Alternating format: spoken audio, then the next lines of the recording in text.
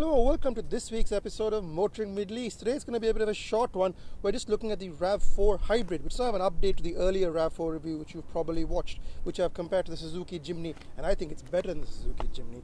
So what's the hybrid? Well, basically it's the same as the regular RAV4, it's just got a hybrid motor. This is actually the first RAV4 hybrid, and it's quite a substantial price difference. Regular RAV4 is around 99,000 dirhams. This one's 139,000 dirhams starting, but it does have a whole lot of tech under the hood, so to speak.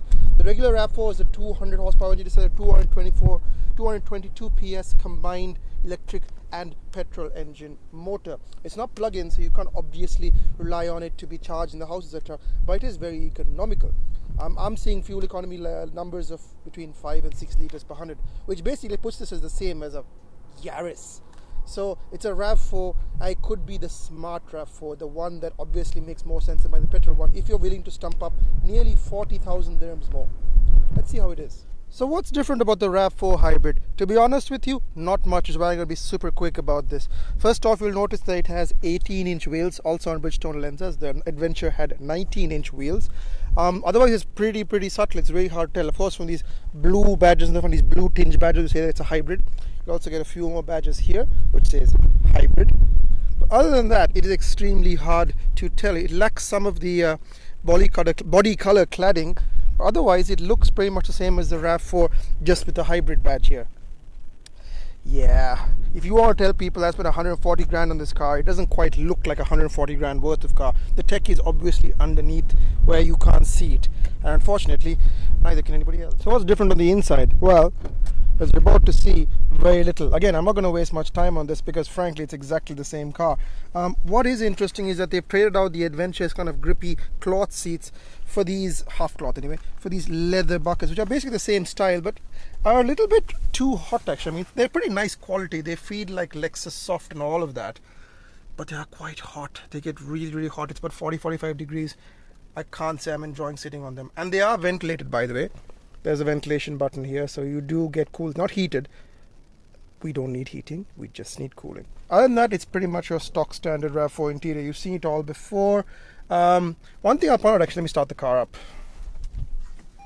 Of course, it's a hybrid, so it's already awake.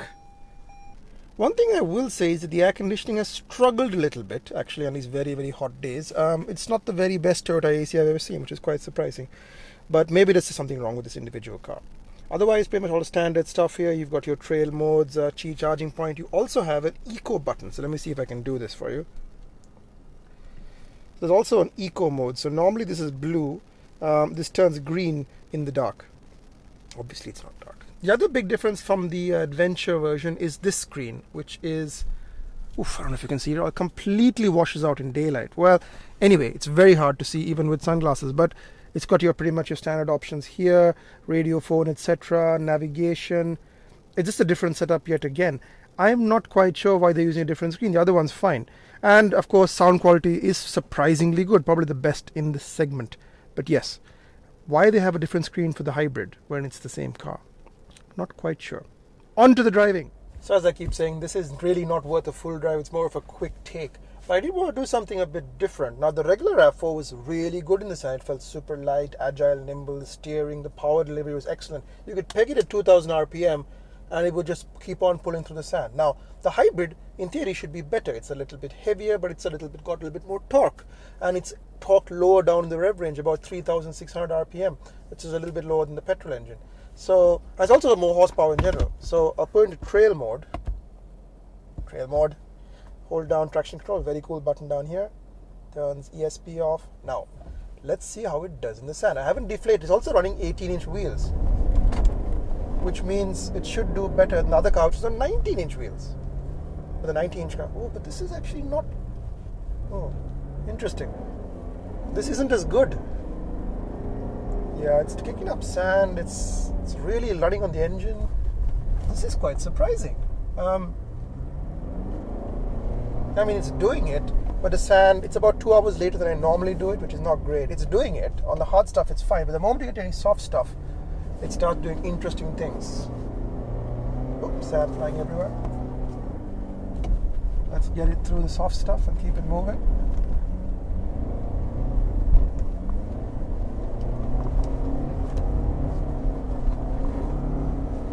It's making a meal out of things. Let's see if it does it. It's really not loving the sand quite as much as the regular RAV4. So that's interesting. The hybrid I thought would be a lot better, but actually it's not much better. It's just okay.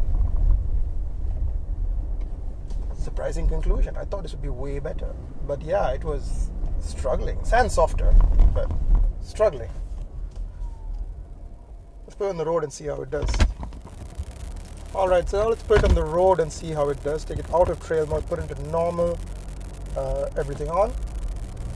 So how do I feel? Well, that aside, and I don't think anybody's really going to go off-roading in their hybrid RAV4. This was and is, I think, a considerable improvement on the regular RAV4. The regular RAV4 is pretty good, but it had two key weaknesses.